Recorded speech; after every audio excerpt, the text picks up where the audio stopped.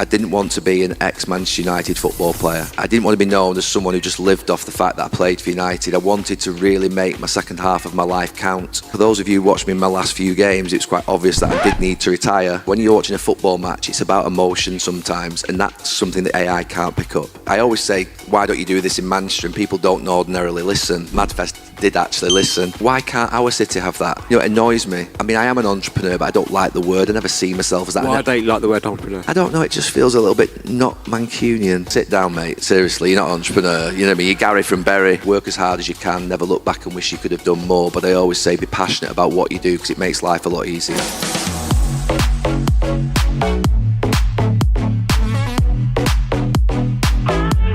Please welcome to the stage our very own son of Manchester, footballing legend, Gary Neville. Good morning, everyone. This probably isn't the right stage or indeed city to say this, but I'm not a football fan. But I'm just delighted to be interviewing Gary Neville. I saw him on stage in 23 at Madfest London and it blew me away, so I can't wait to get chatting. So, I wish I wasn't a football fan at the moment. I heard there was a match on last night. Was there a match last night? It was quite good, I heard. Yeah, there was. You pleased?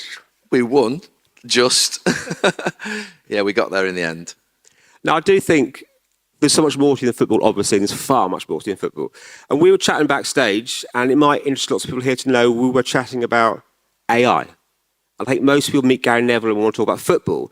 I want to talk about AI. So do you want to give the audience an idea why we're talking about AI? What does it mean to you, what you're doing with it? Yeah, I mean, I think in the last couple of years, I think that I've heard a lot of people talk about AI, about obviously its infiltration into our lives and what it is, and there's a bit of skepticism, a bit of nervousness about it. But in the last few months, and stay with me here for a while, you'll understand it, I think, when I take you through it. I've started to use it quite a lot in respect of football. So you imagine, I mean, it came out actually of my sort of dislike for X and where it's going. It's a cesspit, and to be fair, it's where I used to go for my football news. So if you think about consuming news, my news would be in football, because obviously I go on the television every weekend and speak about it. And you'd have to go on the Times, all the individual newspapers' websites. You'd then have to go and listen to podcasts. You'd then have to get your stat pack from Sky, from NBC, which is about 50 pages thick. You'd then obviously watch Sky Sports News. You'd listen to the radio. You'd obviously go on X. You'd go on other social platforms, like we all do, to consume our news and try and get across things. And about 4 or 5 months ago, a company came up to me, and it was just through a chance. And I just said, look, I'd like to be able to aggregate everything suited to me so that I get everything in one place. So they built me an app, which is on my phone. Initially, it was just to aggregate all the news from those sort of news outlets, broadcasters, newspapers. So it started to come into me every single day. So it was all, I was quite specific about it. I wanted it just to relate it to the Premier League. Definitely around top six, because they're mainly the games that I do. My next game is Manchester United, Arsenal, a week on Sunday. And it started to work for me. So then I started to think about, we get this stat pack from Sky. And I don't know if you can a camera zoom in or not? Oh, here, have we got cameras? No. Just paint a picture. I'm going to paint a picture. So I can go to sort of my phone, it's Manchester United, Arsenal, and I'll just so the game comes up that I'm doing next, and they're only doing it for the games that I'm doing, and they'll have a summary of the game, it'll have who's injured, it'll have where Manchester United are in the league, unfortunately. It'll have tactical analysis, and I'll come back to that in a minute, because I don't use that. But it'll have Manchester United's last game against Ipswich, which comes in last night, all the formations, all the key things that happened in the game, although I watched it, so I don't particularly need it, but I might not have watched the previous opponent. It'll have what Manchester United have done in the last 6 games. Sometimes we forget who they played a month ago. It'll then take me through into the head-to-heads between these two clubs, and it'll say Manchester United and Arsenal, the last encounter, take me through everything there. So everything that I need for the match is now being provided through me through this app, through AI, aggregating information that's available. And so it really is sort of making it more efficient for me rather than having to go to these various different news outlets. And I've started to try and think about how to use that in my business in a similar way. Where it isn't, I don't think, delivering for me in AI is on the subjective stuff. So when it's opinion-based, where it's fact-based and where it's actually something that can be proven, it's information that's real, that's factual based, it works for me. Where it's then suggesting whether Pep Guardiola to change his system or stuff like that, it's a little bit, I think, inaccurate at times compared to my opinion. So I'm not quite using it on the subjective stuff, but I am using it on the factual stuff, and it's certainly helping me a lot in terms of efficiency. Think about on a Friday, I also have on there, so every press interview that the managers or coaches or players have done leading up to that match, I will get the headlines of those quotes into me in one place. Now you think about the fact that on a Friday when the managers do their interviews, you might have to watch Sky Sports News for 25, 30 minutes to get all the interviews, wait for it to come on, etc. Or you might have to go on the websites, the club websites. And it is a bit of a faff when you think about it. So it is actually helping me at this moment in time. And I found the first real useful thing for me in terms of efficiency and time saving is been actually helping me with my sort of TV work. There's a lot of discussion in our industry and in society at large about the impact of AI on creativity. So do you think, I mean, could an AI be a pundit? It's got the ability to analyse every bit of information going. Why are you better than an AI as a pundit? Look, what I would never lose, it was something Sir Alex Ferguson said 25, 30 years ago when data and sort of data came into football, and we ended up with about 25 cameras around the sort of top of Old Trafford, which tracked every single move of every single player from a point of view of physical metrics, but also tactical analysis.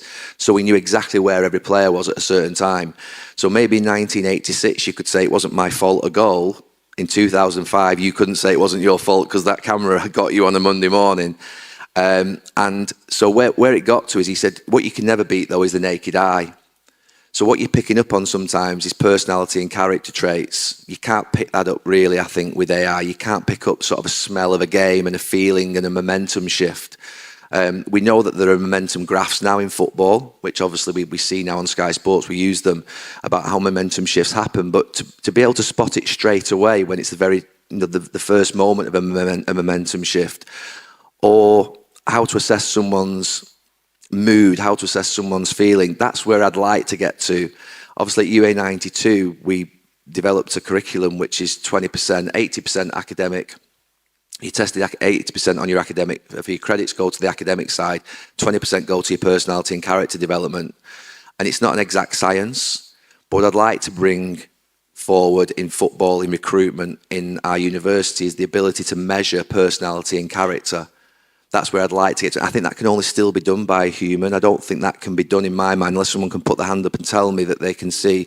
That's the thing I would really like to develop, and it's something I've actually started to work on at this moment in time, because what I believe in life is really important is not the qualifications that you necessarily have. They are a factor, don't get me wrong.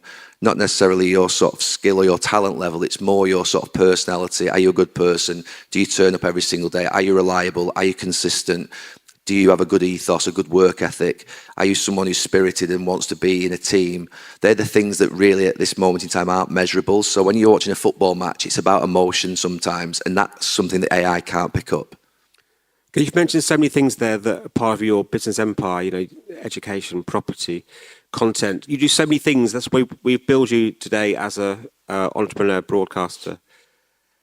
But what are you now? Can you define exactly what you are? And I guess how do you manage to do all these? I think, the university is an incredible achievement on its own. How do you manage to do it? I ask myself that question sometimes. Why am I doing this? And why have I set up so many businesses? Why have I done what I've done in my post-football career? But I know what I didn't want to be. I didn't want to be an ex-Manchester United football player.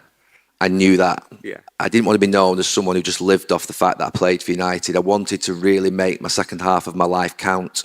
And this idea that I'd gone through the first part of my life till I was 35, and in quite a unique position that you know that you're going to have to retire between the age of 32 and 38. Sometimes you can get to 40 if you're a goalkeeper, or if you've got a special physical position where you can sort of carry on. But for those of you who watched me in my last few games, it was quite obvious that I did need to retire. And when I retired, I was really, really focused on, I've got 35 years of my life left. Sort of most of my life is still left in working terms. I'd only been at United for 15, 20 years, and I had this next 30 years of work in front of me, and it needed to matter, and it needed to stimulate me, and I needed to feel motivated every single morning. The idea of waking up in the morning and not wanting to go to work, not wanting to do something, I think is really, I find it quite sad. And I knew that I needed to be busy, and I knew I needed to do things. So I probably took too much on, and probably still do take too much on. But I suppose I am all those things that you've mentioned. I am an entrepreneur, but I don't like the word. I never see myself as that. Why don't you like the word entrepreneur? I don't know. It just feels a little bit not Mancunian. It doesn't feel like, I'm an entrepreneur. It feels like, sit down, mate. Seriously, you're not an entrepreneur. You know what I mean? You're Gary from Bury. So there's a bit of that in me that says, don't forget your roots, stay grounded. And, I'm an entrepreneur, I'm a broadcaster.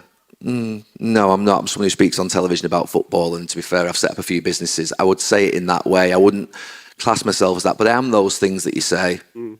I'm passionate about what I do, and I think that's the most important thing. I always say, if anybody asks me for any advice, I say work as hard as you can, never look back and wish you could have done more, but I always say be passionate about what you do because it makes life a lot easier. So, Gary from Bury, let's talk a bit about Manchester. And obviously, as Ian and Dan said, you're the reason MadFest here this year, and hopefully it'll be here forevermore. So Manchester is a kind of a unique city. There's a great panel yesterday that closed yesterday's conference featuring Annie Burnham, talking about what makes Manchester great, what makes it stand apart, especially in terms of attracting talent and businesses. So let's talk first about what do you think makes Manchester stand apart? Yeah, I do quite a lot of things in London, but these things, I always say, why don't you do this in Manchester? And people don't ordinarily listen. MadFest did actually listen. Because do you know what I genuinely believe? Why can't our city have that? It annoys me. And, and I'm really proud. I mean, I've got hotels in Manchester. Got a football club, I've got a development business, but I genuinely get really happy when I see other hotels opening. I get really happy when I see restaurant brands and companies coming to Manchester. When I see development in our city, I genuinely get happy and think, right, we're on the right track here, we're doing things right. And I think it is a great city, but I would say that you could argue because I'm biased and I'm from around the area. But I think it's got, Manchester is about people, camaraderie, spirit and people. I think we get things done. I don't think we take any nonsense, but I think we're fair. I think if you commit to Manchester, we'll commit back to you. And I think we demonstrated that with MadFest. You think about the success of this event and the thousands of people who attended, you've just got to give us a chance. And that's what Manchester, I believe, is about for young people, a pathway for young people, giving people a chance. There's opportunity here. And, tapping into that, the access to young talent. I mean, I think about St Michael's. We've just developed a 200,000 square foot commercial building, which is pre-let 6 months before we actually practically completed. It will open now in June, and the businesses that we've got in there are fantastic. When I think of the tech businesses that we've got in there, and I think of the access to talent, and the reason that they're here in this city is because we've got over 100,000 students. And when students come to this city from out of town, 50% of them stay. And they stay not because this has got a beach or it's got sun. So why are they staying? Because we've connected with them, we've got into their heart, into their soul, we've made them feel like it's special. And I think that's what Manchester is. And I think that there is a real feeling in this city of prosperity, of growth, it doesn't matter what's happening elsewhere. In fact, in spite of what may be difficult economic circumstances, government policy, Manchester, we will just crack on. We'll get on with it and we will do it. And I think that's what's happened in the last 25, 30 years. Howard Bernstein, God rest his soul, who obviously was the CEO of the council for many years, in the early to mid-90s set out a regeneration strategy, which meant that he brought international investment into Manchester. And that's really important. I know sometimes we need to make sure we look after local businesses, but we also need to be an international city. And I think Manchester is truly that. It's been voted one of the best cities in the world, one of the best cities in Europe to be, to live, to invest in. And that's important. We've got to open our eyes. We've got to take our blinkers off. Manchester isn't a city that sits there and thinks we know everything. We feel like we can open our doors and accept people. And we're a diverse, inclusive, equal place where everybody feels like they can belong here. And that's really important. And you can't really put that in. I've just put it into words, but you'd have to live here for a few years to be able to sense it and feel it. Diverse, inclusive, equal, the all-powerful sort of descriptors that, again, Andy Burnham used yesterday on the stage. And looking back at your football career, what echoes you see now in terms of the traits that made you so successful and the team so successful? Traits like resilience and loyalty now in your business empire. I mean, everything that I picked up really is either from and we're all the same, everything's either picked up from my parents and my grandparents. So a good work ethic, a good attitude, being grounded, being authentic.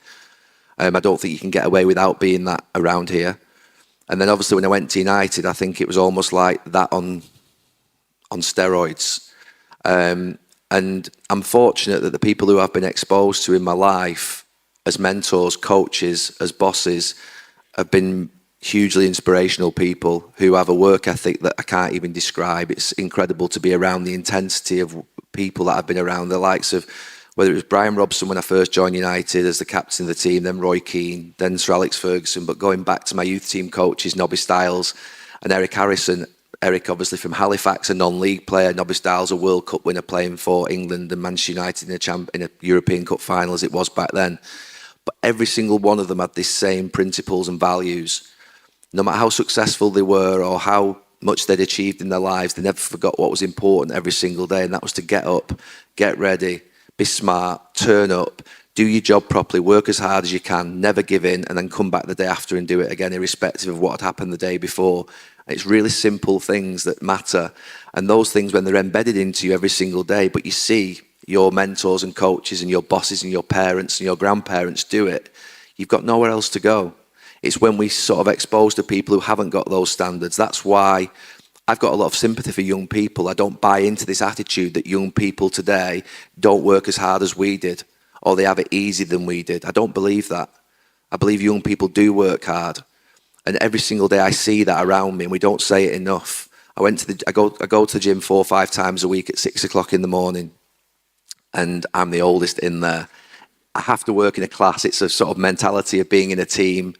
At United, I train in a class in Salford. I walk over there at 5:30 in the morning. I get there at 6, and there are people there from probably 30 in the class, and the majority of them are between the age of 18 and 25. And every single day when I see them there, I think they're getting up, and it's not hard to get up at 5 o'clock and go to the gym, but they're getting up and they're doing it, and then they're going to work, and then they're going to spend all the time studying or at work or whatever they're going to do. So it makes me, I am inspired by young people. And that's what happened to me. I became inspired by the people that I was around every single day. So UA92, sticking with young people, I think it's an incredible story. Why is that so important to you, and what's the future, and I guess how important is it to you in your whole business empire in terms of focus? It's because everything, when you talk about being a good communicator or a leader or whatever these things that we like to think we can sort of look at in life and how do you get there, they're just taught and learned. I think we can develop people. I think we can teach people. And I think that's what we try and do at UA92. And it was this idea that, of course, your degree is important and your degree will get you the interview, but it's you that's going to get you the job. It's your personality, your character, what you are as a person that will get you the job. When people come and sit in front of me to be interviewed, I can look at a CV and they're pretty much all the same. They pretty much are. I mean, there's not much difference in them. Some may stand out above others, but it's only when you sit down with people that you get to understand what they are and whether they're going to be somebody that you want to spend time with every single day. That's really important, the idea that you want to spend time with each other. You spend hours and hours at work every single day with people, working with them. And UA92 was born out of an idea that you've got these 3 years in higher education from, let's say it's 18 to 21, which is the traditional one. Surely at the end of that period of sort of, you get to 18 to 21, you've spent 17 years in education, that you have to have developed your personality and your character to a level whereby you're ready for the rest of your life. And I believe from the age of 16 to 21 at United, of course I was taught football. And when you come to UA92, you might be taught business or sports science or whatever it is the course that you're doing. But we have to teach you about life. We have to teach you about the skills that you'll require to get through life, about communicating, presenting your idea, making sure that you lead in certain scenarios, making sure you're willing to have difficult conversations. All these things come from developing people and developing their personalities. And I believe these things should be integrated into a curriculum. And that's what I believed at the very beginning. So it was an idea that was born out of me putting some money in, writing down, a list of ideas that I felt people or skills that young people should have. And then went to, it was actually a professor at Salford University, and said, can we develop a curriculum out of this? And then I went and knocked on Lancaster University's door and said, can we set up a university? And thankfully, Professor Mark Smith, who was the Vice-Chancellor at Lancaster University, he liked the idea and he wanted to disrupt higher education. And that's what we've tried to do. Amazing story. And look, everything you talked about, you have been an incredible success in every different field you've entered into. Not always. Not well, exactly. So no one's perfect. So what's been your biggest mistake, your most serious mistake across all your career from football to business, and what did it teach you? Valencia is my biggest mistake. There are some football fans in here, aren't I there? have no idea. I was hoping that you're all going to be tech people and stuff. Because what we're not good at sometimes, and what I'm not good at sometimes, is saying no. It's a really important sentence, and we're all not good at it. We all say sometimes yes to things that we shouldn't do, that we do. We get sort of dragged along, or we get coerced or manipulated, or sometimes we lose a little bit of faith in ourselves. Sometimes we don't quite have the confidence to sort of say no to somebody. And I didn't have the belief and confidence. I said no the first time, but then said yes the second time for the right reasons, because I wanted to basically not let down someone who'd invested in me and worked with me. But it was a mistake, because I wasn't trained as a coach properly. I didn't have the experience as a coach. I didn't have the experience of the Spanish league. And every time Gary Neville spoke on television about coaches, he would have never made that mistake as a pundit. So why did I make that mistake as an individual? So that was a mistake. I think there also is I've had problems in food and beverage. I think it's a dark art. I think you need to be a specialist at it. And we don't do with food and beverage anymore. We sort of subcontract it out or license it to others. So there are things that I've made big mistakes over the years. Obviously, with St Michael's, which is now being developed, we had 5,000 objections to the initial scheme, which was 2 big dark towers sat in the middle of a conservation area in Manchester. And when you come out of United and you feel unbreakable, you're 35 years of age, you've won everything, you have experienced defeats and failure. We lost big games, we lost titles on the last day. But you feel like you're confident, you feel like you're unbreakable, and then you sometimes need, as my dad would say, a clip round the ear in life, and you get that. And what will give you a clip round the ear in life is if you don't bring people on the journey with you. Sometimes you can have a great idea, but if you don't bring people along on the journey with you and make them believe it's a good idea, you won't get certain things through. And I found that out in the mid part, probably 5-6 years out of football, taking on things I shouldn't have taken on in food and beverage, saying yes to Valencia, thinking that my idea around St Michael's, supported by a couple of other people, was going to get through and we could drive it through. And you just need that I needed that really. I needed that point in my life whereby, in Valencia, I've spoken openly about it. I lost my confidence. And I'm sure and confident about things. And I've developed coping mechanisms in my life through my football career, through having difficult experiences when I gave goals away early in my career and got criticised heavily, particularly around 2000. I developed coping mechanisms which allow me to get over most things.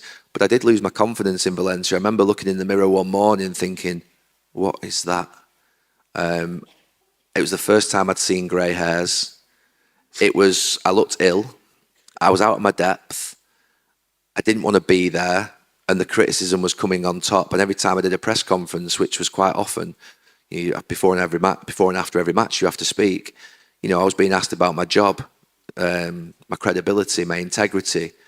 Why are you here? You're only here because of Peter Lim. You're only here because you know the owner. And they were right. Let's be clear. They were asking the very pointed questions I would ask if I was a journalist. But it was unpleasant. But I deserved that. And I can compartmentalise it into a box. Thankfully I was 40 years of age when I experienced this and not 25, because I think it could have took me under. I could compartmentalize it into a box and say, you deserve that. You were stupid. It was naive of you to accept this job. You weren't qualified, and that's something that won't happen again. Amazing, thank you. So let's end on something directly relevant to everyone sitting here. Media and content, and your media business is booming, but any tips for the audience, and especially you talked about young people, how you have an incredible knack for developing content that resonates with the younger audience, keeps them loyal. So what tips have you got for the audience here, how to do that? Yeah, specifically, obviously I set the overlap up 4 years ago now. And purely because I was getting frustrated with everybody telling me that everything had to be 15 seconds, 59 seconds to fit on this, whatever it would be, Instagram or Reels or whatever it would be. And short form content became it still is obviously very important, but I felt like it was becoming obsessed with it. I was going to do football matches for Sky. Let's do quick fire questions. Let's do this. And it's like 40 seconds. Name as many things as you can in 60 seconds. I'm like, I'm sorry, I'm getting frustrated. I was just getting completely and utterly frustrated with it. And then Sky started to take away all their non-live football programs like Sunday Supplement, Soccer AM, Debate Show. So all the sort of non-live football stuff that I felt was really interesting was being taken away. Now, live football's great, you can't beat it. But I did think there was a position for good conversation around football. So I just started walking with people, basically. What I did to start with was really important, is because building good content can cost money. It does cost money. Production costs, sometimes you obviously have other costs associated with it. You've got to pay people sometimes to do it. So I ended up getting a partner, a brand partner, who bought into the idea. It was a 2-year deal, but they gave me a 6-month trial and I had to hit certain metrics within that 6 months. And the idea was that basically I would go and speak to people about their lives, about football, about their sport that they were in. So I spoke to Harry Kane, Roy Keane on a dog walk, Anthony Joshua, Tyson Fury on a beach in Morecambe, and just carried on speaking to people. Really enjoyed it. It became sort of, people quite liked it, the idea of sort of speaking to someone for an hour. And I then had in the back of my mind that I wanted to do fan debate, which was basically bring a fan from each club in the Premier League, have 2 or 3 people sat at the bottom, which would be me, Carragher, Scholes, whoever, and we would basically debate their clubs. Nobody knows better than the football club than the fans of that football club. I genuinely don't believe we sit there as pundits. An Everton fan who watches them every single week will know more about Everton than me. It's a fact. It's naive for me not to think that. So the idea of debating with fans about their clubs, I think was really interesting. And then obviously I had this major idea, which was to do stick to football, which was risky. Because to get those 5 to sign up or 4 to sign up was hard work. And it still is hard work now. I've got to sign them up for another 2 years, and I'm sat with them yesterday and they're all there thinking, you're doing all right out of this now. And I'm thinking, yeah, I'm doing all right, I know, but I need to get you signed up for the 2 years, and they're asking for more money. But they deserve more money. And I had this idea of sort of what would be like a super podcast, a super show, basically, which was basically, there's never been a ball kicked on Stick to Football, but we get over 1 million people every week. Sometimes we get 2.5 million people. We absolutely love it. And the key to it for me is, one, I'm passionate about it, which I think is really important. But I think the other thing is authenticity and the quality of the people that are speaking. So if you put those things together, if you've got people who are, I think, knowledgeable and passionate about what they do, speaking about a subject that people are passionate about, and we can basically sort of collaborate together and work together as a team, you then have pretty good content. But authenticity is everything for me. So I hate production, believe it or not. I know I work in production and mega productions every single weekend on Sky Sports where we come on air and everything's perfect. Today we'll join you from this. I just wanted the cameras. I have this idea about production that press record, press stop, edit it, send it to me, and let's get it out. I know it's a bit more complicated than that, but I do believe production can be complicated. Just put really good people in front of a camera. Now, sometimes if you're doing marketing or ads, you need good ideas. But again, they can be complicated. They can be complicated. So for me, content is about authenticity, making sure you're sort of doing something that taps into the people who are on the show or on the program or on the advert. If you step away from that, you're going to be in trouble. So one of the big problems I had a few years ago was where you could see that social media accounts of players were being managed by essentially PR propaganda people. I'm sorry, I hear you speak on a Sunday after a game.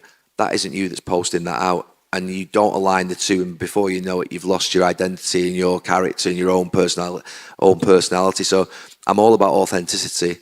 I'm all about making sure people can see you, can hear you. It's real. I get the fact they might want to see it edited. They might want to make sure that they check it before it goes out.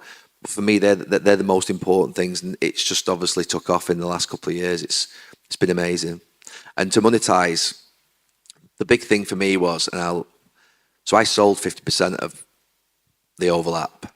It was quite possibly one of the biggest mistakes I've ever made, because I couldn't work out how to monetize. I understood the brand partnership bit, but I didn't understand host reads. I didn't understand Acast revenues, YouTube revenues. I didn't understand the idea of sort of being able to drop product placement in.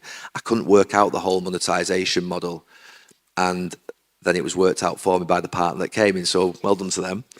And those 4 or 5 routes to monetization is where I think really then sets off a sort of the ability then to go into that next phase, which is potentially developing it into a media company where we can bring other podcasts, other shows in to be able to develop it into something that diversifies away from just being me-centric, which I think is really important. Well, I could go on for hours asking questions, but we're out of time. Gary Neville, thank you so much. Thank you.